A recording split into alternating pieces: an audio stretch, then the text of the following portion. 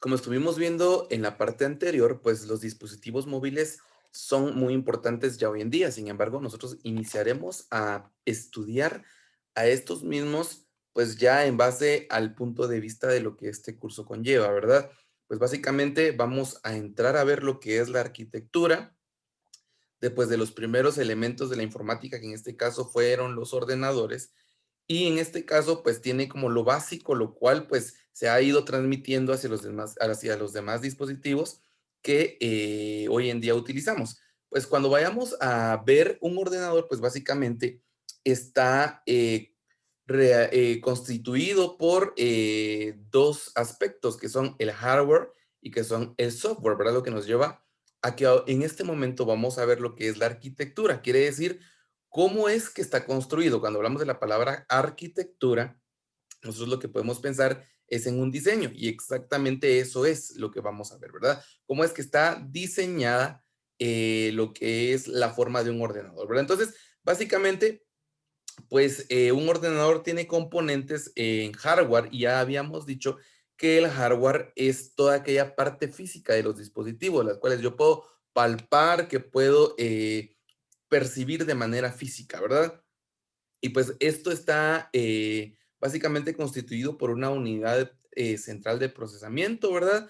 Que antes pues todos lo mirábamos en una CPU, que era una caja que generalmente estaba a la par de una computadora. Hoy en día pues ya esa ideología ha ido cambiando, ¿verdad? Porque ya los procesadores ya son relativamente más pequeños, pueden que no los veamos incluso, pero siguen estando ahí. Los periféricos, que vendrían siendo todos aquellos dispositivos que a mí me van a servir para interactuar con mi ordenador, ¿verdad? Y que también pues yo puedo tocar, de alguna otra manera puedo interactuar con ellos. Luego de eso, pues una de las arquitecturas en las cuales se fue basando todo esto de la idea de la computación, de los dispositivos que hoy tenemos, es la arquitectura de von Neumann, ¿verdad? Es una persona que él en su mente dijo, bueno, voy a ver cómo hago esto, cómo diseño, y fue plasmando ya luego un esquema de cómo se puede llegar a conformar un ordenador. Esto está constituido por varias partes, ¿verdad? Aquí podemos ver que hay memoria, sistemas de entrada, buses de datos, la unidad aritmética lógica, ¿verdad? Porque aunque ustedes no lo crean, las computadoras, aunque ustedes, por ejemplo, la utilicen para navegar, para ver videos, para hacer trabajos, realmente lo que está sucediendo en una computadora es que se están haciendo operaciones aritméticas, las cuales permiten que yo pueda realizar todos esos procesos, ¿verdad?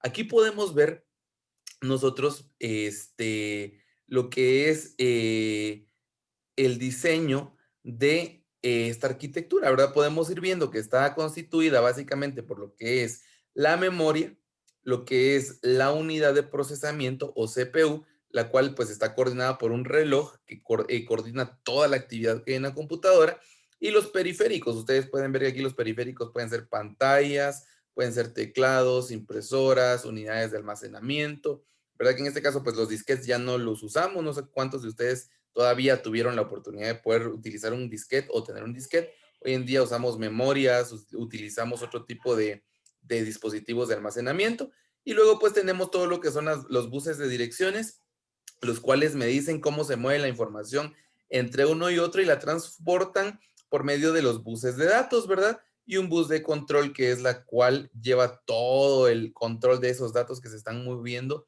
de un lugar a otro, ¿verdad? Y que las direcciones me están proporcionando hacia dónde yo los estoy mandando. Básicamente, esta es la arquitectura de Newman, ¿verdad? La cual pues permite la construcción básica de una computadora, al menos de manera ideológica, ¿verdad? Luego de eso, pues nosotros también tenemos ya algunos derivados de todo esto, ¿verdad? Y cómo está construida una computadora, cómo está construido un dispositivo. Y básicamente, pues una de las cosas principales son las placas bases, los chipset y los microprocesadores, ¿verdad? Y que son todos esos circuitos que ustedes, pues cuando abren un dispositivo, si alguna vez han tenido oportunidad de hacerlo, pues es como están interconectadas todas esas partes electrónicas, eléctricas, que permiten que la computadora o el dispositivo que ustedes tengan pueda funcionar. Todos los dispositivos poseen esta tarjeta, y cuando yo me refiero a tarjeta, me refiero a esta pieza electrónica que está hecha em, de materiales conductivos, ¿verdad? Y que me permite pues ir ahí aferrando un montón de piezas más para que puedan pues irse dando toda esa comunicación, ¿verdad? Eso le llamamos placa base o quizá algunos han escuchado esto como tarjeta madre, ¿verdad? Luego de eso pues tenemos lo que son los circuitos integrados y son todos estos microprocesadores o chips que llevan los dispositivos y que generan o que permiten alguna actividad, por ejemplo, procesamiento, chips de Bluetooth, chips de Wi-Fi, chips que me van a hacer que funcione el sonido, chips que hacen que funcione la cámara. Todo eso son los microprocesadores, ¿verdad? Que son como pequeños cerebritos que hacen diferentes tipos de actividades. El importante acá sería el microprocesador, que es el circuito central, el cual procesa toda la información que se está realizando, todas las operaciones lógicas que se están haciendo ahí y que nosotros pues hoy en día podemos haber escuchado quizá de que existen los Intel, cuando usted va a comprar una computadora y dice, yo quiero una Pentium, qué sé yo, Core i5, quiero una AMD, quiero una RM, quiero una Atom, quiero una Core 2 Duo, no sé, ¿verdad? Cuando ya nosotros vamos, lo primero que nos fijamos es, ¿el procesador de cuánto es? Un Core i5, un Core i7, un Core i9, ¿verdad? Entonces, eso es el cerebro de la computadora en general, que es el que controla todo lo que está sucediendo en la computadora. Pues aquí tenemos una forma básica de un microprocesador. Ya han ido evolucionando bastante, ¿verdad? Y hoy en día, pues ya tienen formas todavía mucho más pequeñas y minúsculas.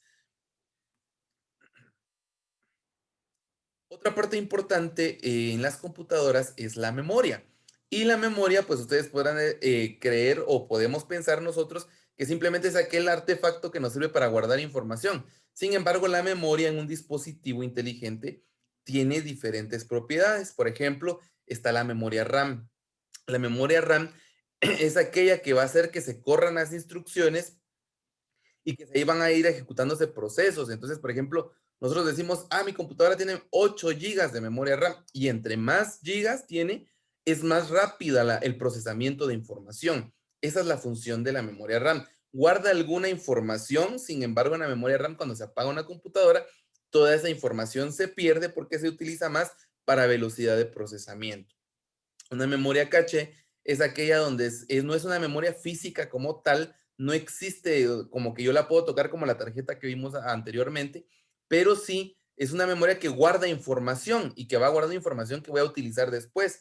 Así yo ya no la tengo que volver a cargar y ya como está disponible con anterioridad, puede que aparezca rápido. Por ejemplo, si usted abre una aplicación de Facebook, puede darse cuenta que si no tiene internet, le queda ahí guardado lo último que vio cuando tenía internet, no es que le aparece en blanco.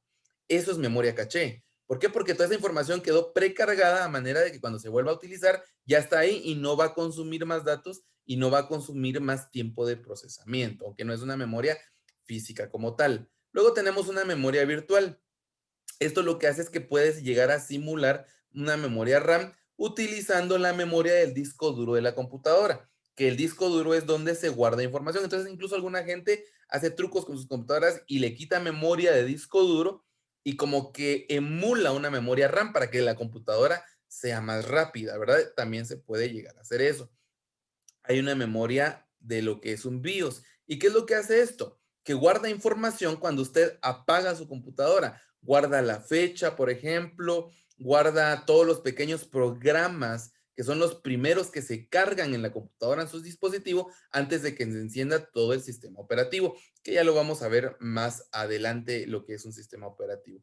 Y luego pues tenemos lo que es la memoria RAM CMOS, que es aquella que guarda los programas más básicos de la computadora, y con esos me refiero no a Excel, no a Office, no a ninguna aplicación, sino todos aquellos pequeños programas que van a hacer que la computadora se encienda y que luego se enciendan todos los demás programas del sistema operativo, ¿verdad? Básicamente, ahí tenemos lo que sería en cuestión a memorias. Tenemos también lo que es los puertos de comunicación, tarjetas de expansión, ¿verdad? Por ejemplo, ustedes pueden ver ahí que tenemos diferentes tipos de puertos que quizá en algún momento ustedes hayan visto.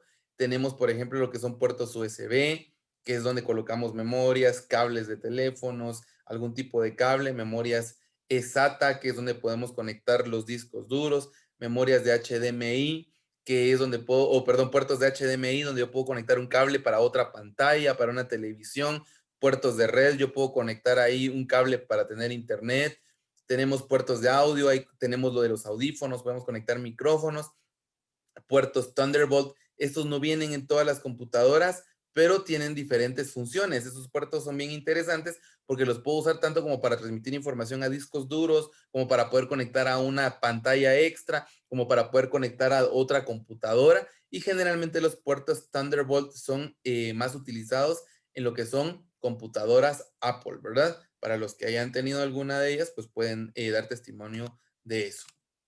Tenemos también lo que son las tarjetas de expansión. ¿Qué son tarjetas de expansión? Creo que hoy en día ya no las utilizamos tanto. Sin embargo, lo he visto que utilizan mucho los que juegan, hacen videojuegos, ¿verdad? Tienen toda esta situación de los videojuegos, pues para poder correr ciertos programas, nosotros podemos colocar ciertas tarjetas extras para que la computadora pueda tener un mejor rendimiento si es que yo no la compré así de fábrica, ¿verdad? Y entonces a estas tarjetas se les llaman de expansión. Puede ser que su computadora no trae Bluetooth, entonces puedo comprar una tarjeta de Bluetooth, puedo comprar una tarjeta lectora de tarjetas, valga la redundancia, puedo comprar una tarjeta de red. Hay varias tarjetas que yo puedo utilizar para implementar en mi computadora, ¿verdad? Tenemos lo que son los periféricos. Estos periféricos son todas aquellas piezas extras al computador o al ordenador y están divididas en lo que son los periféricos de entrada. Por ejemplo, tenemos lo que es el teclado, los mouse, los escáneres, cámaras web, micrófonos, todo aquello que me va a servir para ingresar información a una computadora.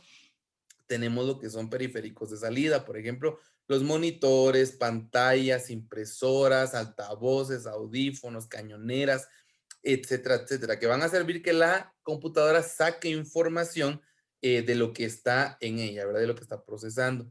Tenemos periféricos que son de almacenamiento, que generalmente son discos de memoria que nos van a servir para guardar información. Por ejemplo, serían CDs, memorias MP3, tarjetas SD, ¿verdad? Que me van a servir para guardar algún tipo de información, discos duros externos, discos duros también, ¿verdad? Todos estos son periféricos que me van a servir para poder guardar información.